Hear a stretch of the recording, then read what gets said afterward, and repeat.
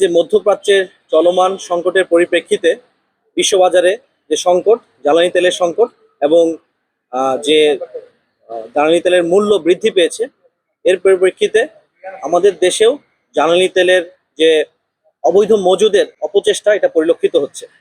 আমরা ইনফরমেশন পেয়েছি, এর প্রেক্ষিতে আমাদের ঊর্ধ্বতন সদর দপ্তরের নির্দেশনা অনুযায়ী আমাদের দায়িত্বপূর্ণ এলাকার ভিতরে যে কয়েকটি জ্বালানি তেলের ডিপো রয়েছে, সেই ডিপোগুলোতে আমরা বিজিবি মোতায়েন করেছি। সিলেটে দুইটি জ্বালানি তেলের ডিপো রয়েছে, আপনারা ইতিমধ্যে জানেন। একটি হচ্ছে পদ্মা অয়েল কোম্পানি পিএলসি এবং যমুনা অয়েল কোম্পানি লিমিটেড। এই দুটো তেলের ডিপোতে আমাদের 48 বিজিবি এবং 19 বিজিবি একটি করে প্লাটুন মোতায়েন করা হয়েছে।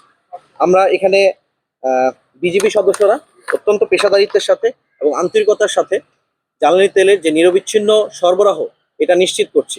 আমাদের এখানে 24/7 এখানে ডিউটি আছে অন্যান্য আইনশৃঙ্খলা বাহিনীর সাথেও, এবং এই ডিপো দুটোর যে প্রশাসনিক দায়িত্বে যারা আছেন এবং তাদের নিজস্ব নিরাপত্তা ব্যবস্থা যেগুলো রয়েছে তাদের সাথে আমরা সমন্বয় করে এখানে জ্বালানি তেলের যে সরবরাহ এটা নিশ্চিত করছি।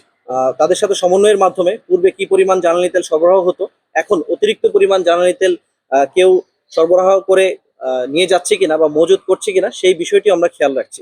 পাশাপাশি আমাদের সীমান্তবর্তী এলাকাগুলোতেও আমরা জ্বালানি তেল যেন অবৈধভাবে পাচার না হয়ে যায় সেই যে বিষয়গুলো আমরা লক্ষ্য রাখছি। আমরা সীমান্তবর্তী এলাকায় আমাদের অ্যাওয়ারনেস প্রোগ্রাম জারি রাখছি। আমাদের সাথে আমরা যে স্থানীয় জনগণ বা জনসাধারণ রয়েছে তাদেরকেও আমরা আমাদের সাথে নিয়েছি, তাদের মধ্যেও যে অ্যাওয়ারনেস সেটা আমরা গ্রো করছি।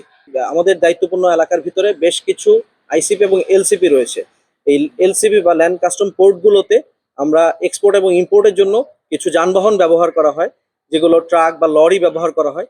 এগুলোর মাধ্যমেও যেন কোনোভাবে আমাদের জ্বালানি তেল দেশ থেকে, সেটা ট্যাঙ্কিতে করেই হোক অথবা অন্যভাবে কোনো ব্যারেলে করে, অবৈধভাবে যেন এই আমাদের জ্বালানি তেল পার্শ্ববর্তী দেশে পাচার না হয় সেই ব্যাপারেও আমরা সজাগ আছি। আমরা নিয়মিত তল্লাশি কার্যক্রম করছি। এছাড়াও আপনারা জানেন যে স্থানীয় প্রশাসনের মাধ্যমেও কিন্তু ট্যাগ অফিসার নিয়োগ করা হয়েছে যারা বিভিন্ন পেট্রোল পাম্পের দায়িত্ব থাকবেন।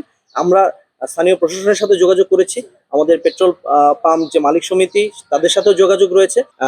এই ডিপোগুলোতে আমি এখন পর্যন্ত কোনো শঙ্কা বা কোনো নিরাপত্তা ঝুঁকি দেখছি না, যেহেতু আমাদের মধ্যে একটা কোঅর্ডিনেশন রয়েছে, অন্যান্য আইনশৃঙ্খলা বাহিনীর সাথেও কোঅর্ডিনেশন হয়েছে।